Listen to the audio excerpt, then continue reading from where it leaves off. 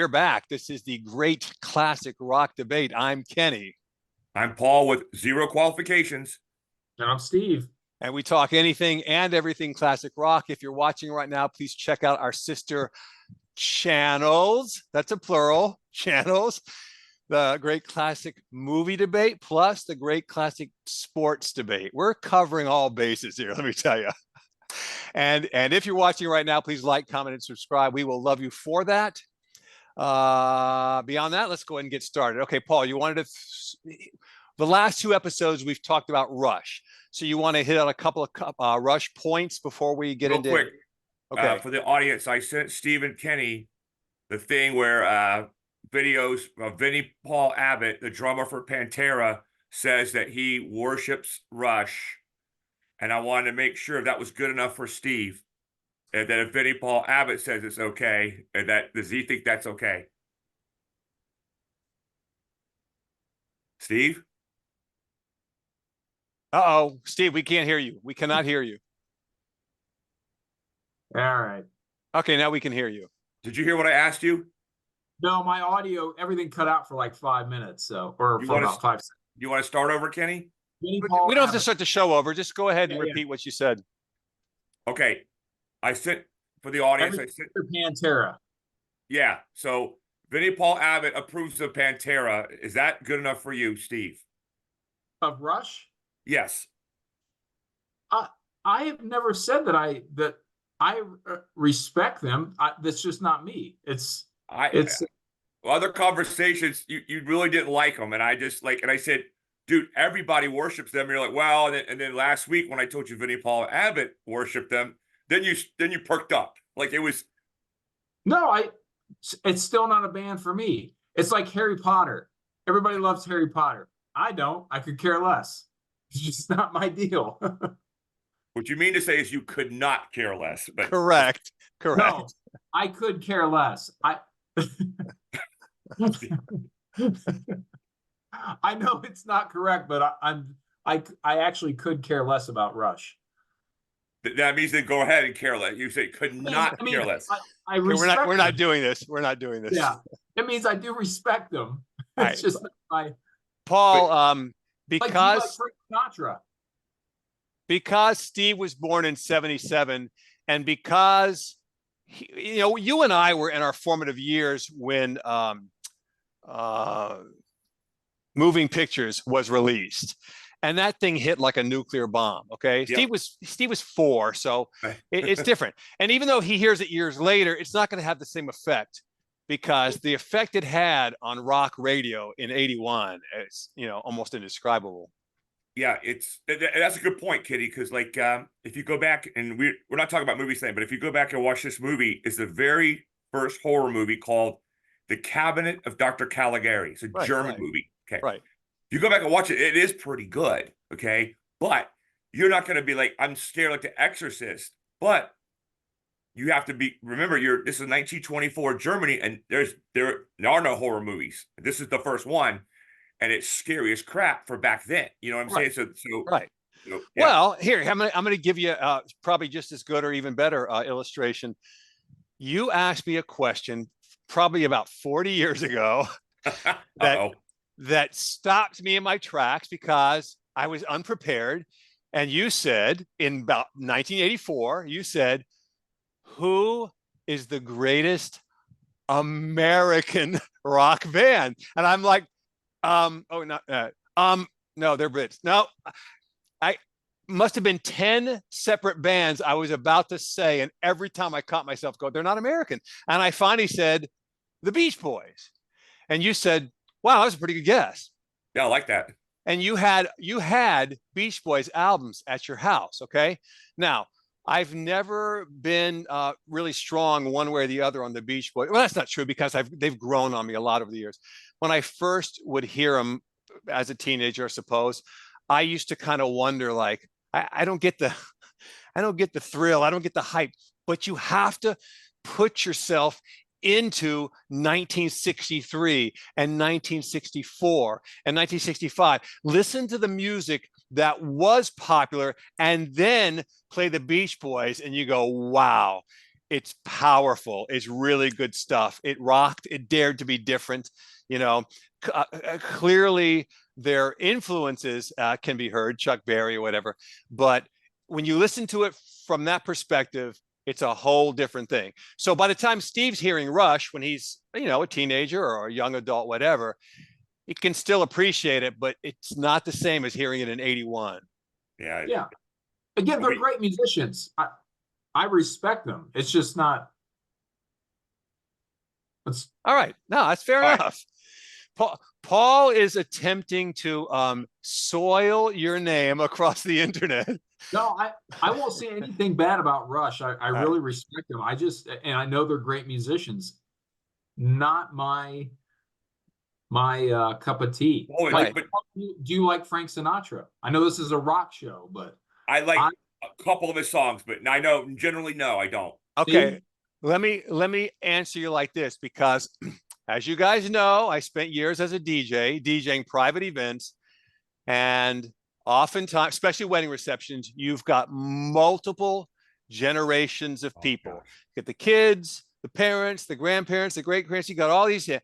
And man, if you've just got a few of the older crowd there, you put on Sinatra and they book to the dance floor. I mean, it's crazy. So even though the younger ones might not, but the older ones, they love it. So as a DJ, I learned to really appreciate Sinatra. And not to mention, whether you like his music or not, it's hard to deny his voice. It's pretty amazing. Yeah. it's not your cup of tea, is it, Paul? Well, but he doesn't do it. He doesn't have. Actually, since they're American, or actually they're Canadian, so it's what do they do? But that's like talking about. Yeah. Look, Sinatra is an acquired taste. He doesn't have a great vocal range. There's nothing going on with the music. Well, you gonna say Geddy Lee does? Yes, he just sings at a higher register. And you're talking to the greatest drummer of all time, with Bonham, the greatest bass player and guitar. I don't dispute any of that. So no, and I have the same thing about the Eagles and obviously Bon Jovi, which I think should be taken to the Bon Jovi role. wrote better songs than Rush. What? Bon Jovi has better songs than Rush. Now Steve's trying to fight back now. Yeah. I'm just saying. Oh my God. Look at the record. I'm curious. I haven't looked it up, but I bet Bon Jovi has sold more records. Probably have. Well, but then again, okay, so before we even do this, beauty's in the eye of the beholder. So, you know, taste is subjective. However, Bon Jovi sold millions to the teen chick crowd because they were, you know, long-haired, good-looking guys. Rush may have had some of that appeal, but nothing close to what Bon Jovi had. So Bon Jovi probably sold more records. I wouldn't dispute that. I will say this. I like Bon Jovi better, but I think Rush is a more talented band. Right. Okay. See, that's fair. Paul doesn't even like the Eagles. Maybe they're growing on them. I mean, some of their songs, but in 100 years, no one will be playing Bon Jovi. For the end of time, people will be playing Rush and Zeppelin and Sabbath. They're going to play "Living on a Prayer." You know, they're not, because I'm going to kill them if they do. Sorry. That song, over the years, it took on. Same with "Don't Stop Believing" by Journey. It took on this. It took on a life of its own. Those songs get requested at wedding receptions because they're about like these young kids who are setting off on their own on life. And they have the, you know, and I admit when someone requests it, I play it and everybody loves it, you know, so "Living on a Prayer" is going to last. Okay. Don't ever compare Bon Jovi to Journey again. Journey is a real band and Bon Jovi is a bunch of fraudsters. There, I said it. All right. Okay, well, listen, we're not going to stay on this.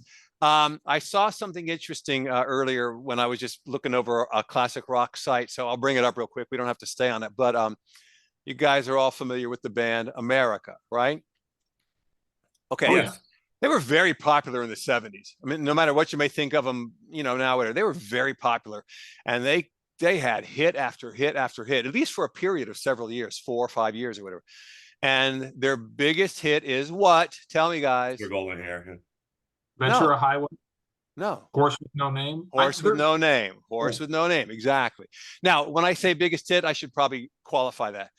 It may not have sold the most, even though I think it did, but it's really the only song by America that classic rock plays. Well, They play Horse with No Name. And I'm not going to lie, I find that a bit mystifying because I don't really think of that song as classic rock. But that early 70s period, we've talked about this before. There's a number of songs from that period that are not necessarily rockers. I mean, George Harrison, whatever, but classic rock plays them for, you know, the rules sometimes get a little murky, but whatever. Anyway, America got inundated with hate mail from Russia? Neil Young fans because they thought A Horse with No Name sounded like a Neil Young song. Do you guys ever think of that? It does No. actually. Up until I read it, it never crossed my mind. And as soon as I read it, I go, it does sound like a Neil Young song. was Isn't it that called kind the of horse? funny? The horse with two names? Was it? What was it? Right. Right.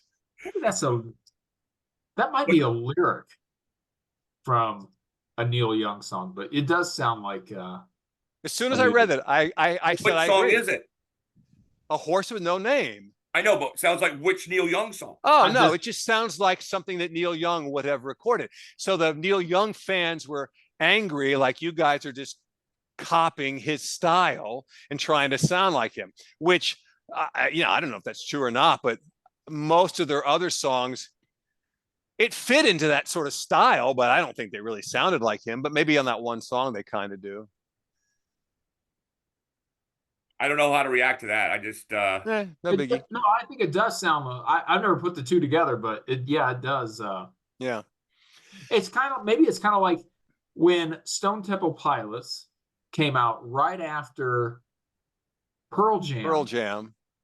To me, they sounded almost identical, and it sounded like Scott Weiland was ripping off Eddie Vedder. Since then, I don't associate the two. But at the beginning, and I think there may have even been a skit on Saturday Night Live about that as well. But Yeah, they sound listen, very similar. Paul is over there cringing, but I'm going to agree with you, Steve. At the time, in that moment in time, like 92 or whatever, Yeah. I thought they sounded a lot alike. But when I hear them my now, God. no, when I hear them now, I don't think they sound anything alike. But in that moment, yeah, I did. Yeah, I agree. Yeah, at the time they sounded. On my way, the first time I heard Stone Temple Pilots, I was on my way to two-a-days football practices in high school, and I was just like, "Boy, who are these guys? They sound a lot like Pearl Jam." And then when I got to practice, it was it was on the radio, so we only had like 3 stations in town or whatever. Right. So everybody was talking about it, and they're like, "Who's this Pearl Jam ripoff?" Right. And then I heard the rest of the music, and I was like, "Okay, this Yeah. is Yeah, they really have their good." own sound. In fact, they're way better. I mean, my opinion, way better. Yeah, way in my better. opinion, yeah. Yeah. Okay. All right. But it's fascinating to deconstruct STP. Like the three of them had, what was it called? Talk Show. They made this album that was not, had one hit on it, wasn't very good. Yeah. And then I listened to Weiland's solo project, and it's really called 12 Bar Blues. It's really, really good. And you could I never heard it. You could see Me the neither. creativity of Scott Weiland. You could just see, like, that's why that band did well. Those guys are, the DeLeo brothers are world-class players. But it's a whole big difference between writing a song and then copying it. You know what I'm saying? Like Right. Yeah. so you could see, like, what did Page and Plant do on that album without John Paul Jones? It wasn't very good. I didn't like it. It was Sorry. okay. Yeah. It was great. It was missing him, but it was great. But I like the for John me, Paul Jones stuff. For me, it took a while to grow on me, but I admit I thought there were some pretty good songs there, but it really took a lot of listens before it grew on me. And I think, it's got some of Page's best. I'll have to look at what song it is, but I think it's got some of his best solo work is on "Walking into Clarksdale," the album, not necessarily that track on the record. Right. I think is it Blue Train? I think that's the name of the song my favorite song off there. That he's got some really good, just some soloing on that. So Okay. Yeah, no, go ahead. Kenny, go ahead and lead us. Okay. Well, here was another thing that I wanted to just throw out there and see where you guys wanted to go with it. we've talked before about how that term hair band gets thrown around, and in the late 80s, 88, 89, 90, whatever, there was so many of them. Oh, And in so many ways, they were virtually indistinguishable. They looked alike and sounded like a, but what I wanted to ask was, if we sort of go backwards, what were the roots? Where did that movement start? Where was the birth of what eventually became known as hair bands? well, in my opinion, as far as the look, this all came from glam. Okay, all the glam, British glam bands, New Okay. York Dolls, which was American, of course, and you had Sweet and these other glam, and they dressed, Right. you know, as more effeminate, right? And that's where they got Correct. the look from. Now, as far as the music, I'll let Steve talk about the music. Okay. No, well, you know who I think was probably the biggest influencer as far as bands that were big? Go back and look at Van Halen. That's Again, you guys grew up then. I mean, I was a kid, so but if you look at Van Halen in the late 70s, early 80s, there's a little bit of glam there. And I think they're kind of You're the ones right. that not to mention, I never even thought about that, but That's a good point. not to mention these guys who came in the aftermath of the late 70s, early 80s Van Halen. They're listening to the records. I mean, they sold millions of records, and any aspiring rock musicians who heard that would say, I want to learn to play like that, right? And Yeah. then they look at the way they carry themselves, the way they dress, the long hair, and I could see easily how that would have sort of been a blueprint or whatever for what turned into hair bands.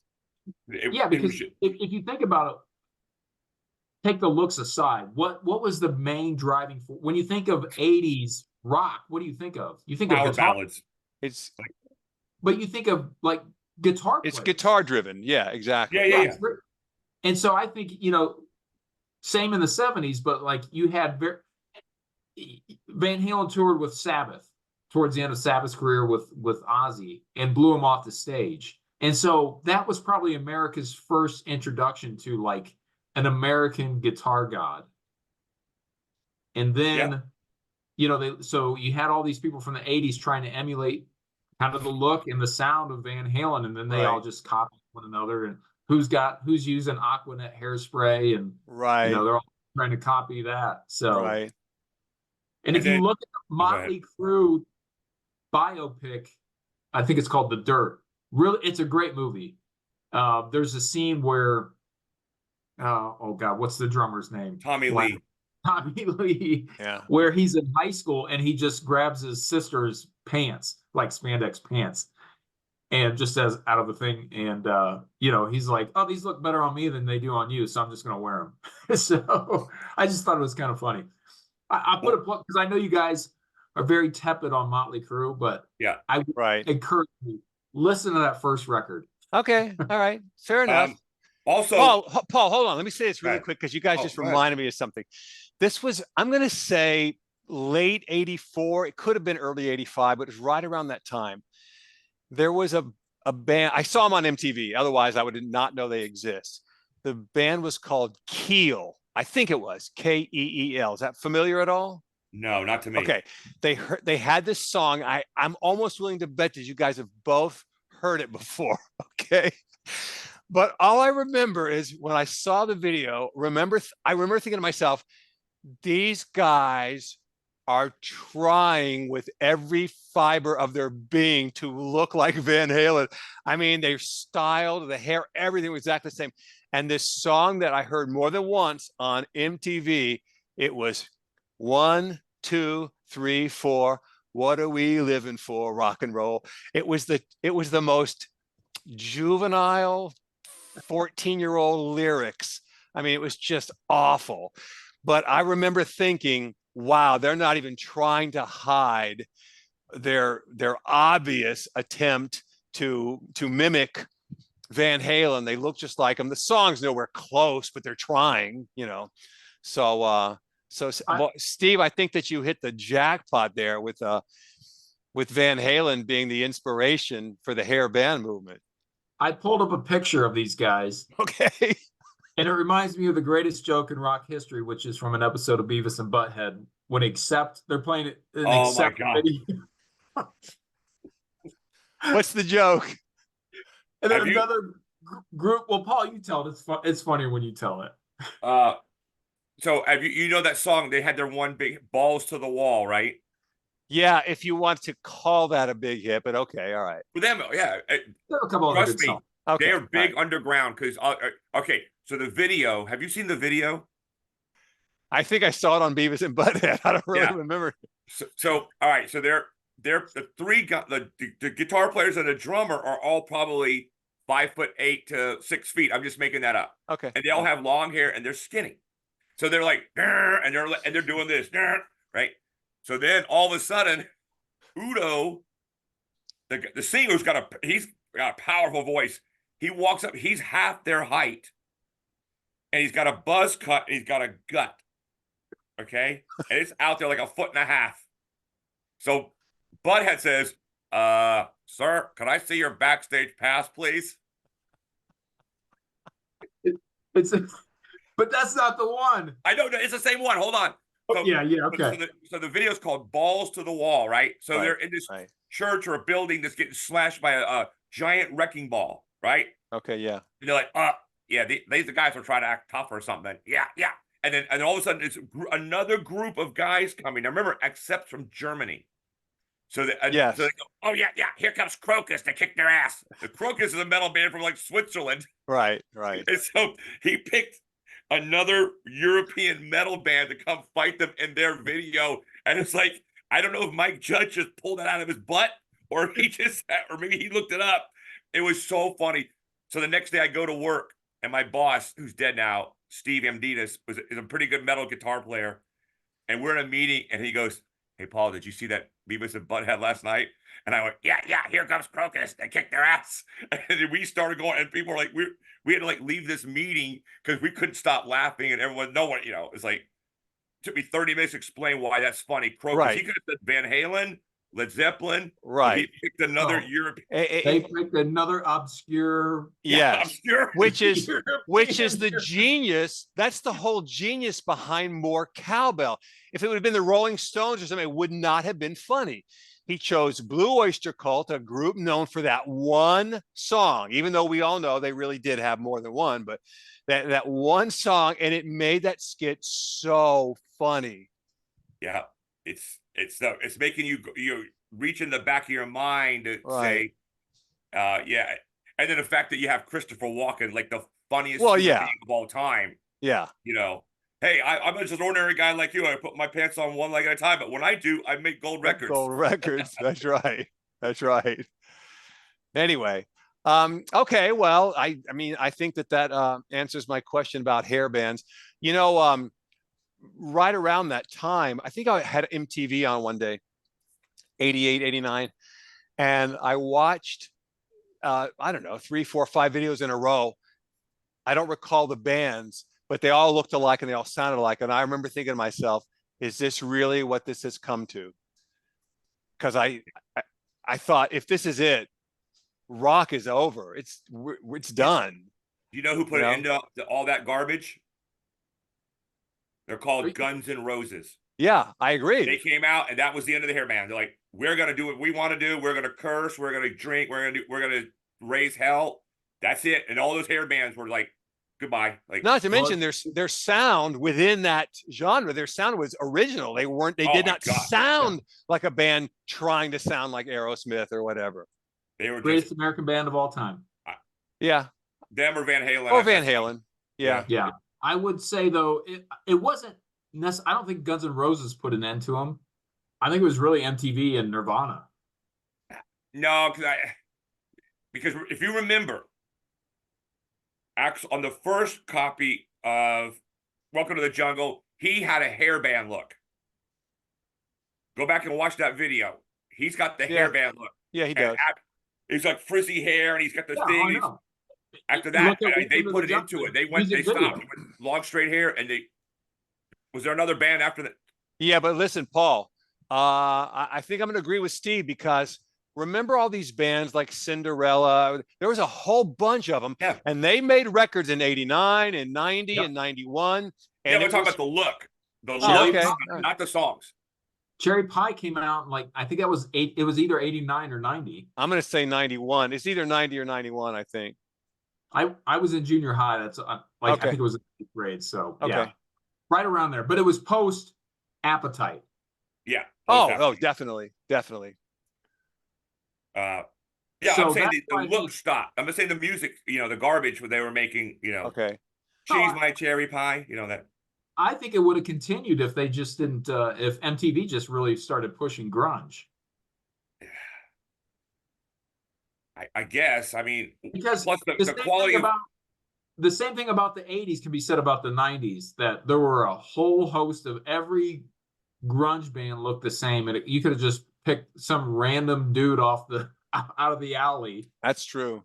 but and the put him in a reason band. that's where I think we're kind of saying a similar thing. The reason that happened because other than GNR, who was out there in the metal, heavy rock metal world, forget grunge, who was out there? There was no one. When in the early 80s? Yeah, Or but late no, when 80s? Guns N' Roses came on, I'm saying that's my whole point. Poison, all these bands, there was no rock bands. Other than set grunge aside, who is out there back then? Well, Pantera came out, their first Cowboys from Hell came out in 90. Okay, that's one, and that was a cult. But if you look at them, they have a lot of elements of hair band. And so did on that. Slayer. If you look at Slayer's first album, Yeah. Kerry King and all those guys. If you look at Pantera, had a couple of records that were independent. Oh, they are all glammed out. So why did they change? They changed because of grunge. like I said, if you look at Cowboys from Hell, that came out in 1990. Yep. There's a little bit of high-pitched singing on that from Phil. They have long hair. They're kind of in between. It is kind of, I mean, maybe Guns N' Roses that post Appetite had some impact on them, but really like 91 when you had all the grunge bands come out. Then their next record, 92, they were full on kind of thrash. They had a good, 90s, your typical thrash metal look from the 90s. Right. But by the way, guys, listen, on an unrelated side note, I saw this also. Original AC/DC drummer Colin Burgess passed away at age 77. I saw that today. Yeah. I didn't see that. Was he on the first? I'm not that familiar with him because I know I'm not either. Phil Rudd, what is his name? Phil Rudd came on after a couple albums in, and has been with him pretty much off and on since. Right. So I don't know which records this guy was on, but Yeah, I think he was operating on batteries. Sorry. Hey, on a lighter note, I talked about this Stop Me. I got this about 3 weeks ago. It's Blue Oyster DVD, Cult. What Black is it and like? Is it Blue. like a live concert or something? Yeah, Black and Blue, Black Sabbath, Blue Oyster Cult. But what's cool about this is that the singer for Black Sabbath is Ronnie James Dio. Okay. And he's singing all the Ozzy songs. So I got a little emotional when I saw it, Steve, about 3 weeks ago. I'm like, oh my God, he's singing Iron Man and all these songs. War Pigs. Yeah, they covered it in the. They had one live album from the Dio era. Yes, It's that's really true. But I'm saying this album was Hmm. 1979 because I saw this, Kenny. This is one of those movies I saw at the midnight movie at the Rocking Chair Theater. Yes. Those were the good old days. Good old days. I saw Blue Oyster Cult at the West Palm Beach Auditorium in 1979 and was deaf the next day. Loudest concert I've ever been to. And of course, the two songs that lit the place up were Don't Fear the Reaper and Burning for You. Astronomy. no, that was before. It was before Burning for You. What's the song? It's a cover Godzilla. song. It's a cover song. Godzilla. Turn out the jams. No. They did a cover. Kick Out the Jams is an MC5 cover. Yeah, it's is it a Led Zeppelin song? I don't think they. No, it's Born to Be Wild. What am I thinking? Born to Be Wild. Steppenwolf. Oh, I Yeah. never knew they did that. Blue cover that. Oyster Cult does a version of it. I mean, it's pretty good, but to me, that's a song that doesn't need to be remade. It's Hold on. yeah. There's Let- only one. One Steve band and I that was agree on this. Go ahead, Steve. the Cult, The Cult. Electric. But I agree. Other than that, Kenny, nobody else should touch that song. Okay. The Cult did a version? Oh, Yeah, it's on Electric. Yeah, Oh, it's wow. I good. didn't know. Okay. it is mind-blowingly good. Yeah. Okay. But the Blue Oyster Cult version was good, and the place did go crazy when they did it. But I think they go crazy more because they know the song than because they're dying to hear the Blue Oyster Cult version. Yeah. Of it. Hey, was there a lot of cowbell at the concert? Very funny. Or a lot of cows. In the audience, yes. Okay. Hey, guys, we got our warning. So we're going to do a wrap. Anybody want to make any nominations for our classic rock playlist? Go ahead, Steve. Well, what I was going to say is go back and listen to some of this stuff from the 80s from Kiss, post makeup. There's some good songs on there. And I was going to say I think they may have been heavily influenced. Well, Good one, they Steve. certainly did glam in the 80s, but I Absolutely. think They maybe did glam had in a the big 70s, dude. influence. Yeah. Yeah, That's a Steve's got good. a That's really a good good point. there. That's a good point. I didn't think about them. I don't have any nominations. I hadn't even thought about it. So I'm gonna say Kiss Destroyer is one of my top 10 albums of all time. okay. It's just it's one of those albums that I grew up with, listening to 175 trillion times. And then you put it away for 10 years, you go back and you hear Detroit Rock City, and you're like, oh yeah, this is good. Like, it's just what can I Okay. say? Kiss Destroyer. All right, fair enough. Let's wrap it up. We are the Great Classic Rock Debate, and I'm Kenny. I'm Paul. I'm Steve. And if you're watching right now, please like, comment, and subscribe. Don't forget to check out our sister channels, the Great Classic Movie Debate, and our brand new one, the Great Classic Sports Debate. We're heading over there right now, as a matter of fact. So like, comment, and subscribe. We'll love you for that. Until we meet again, we'll see you next time.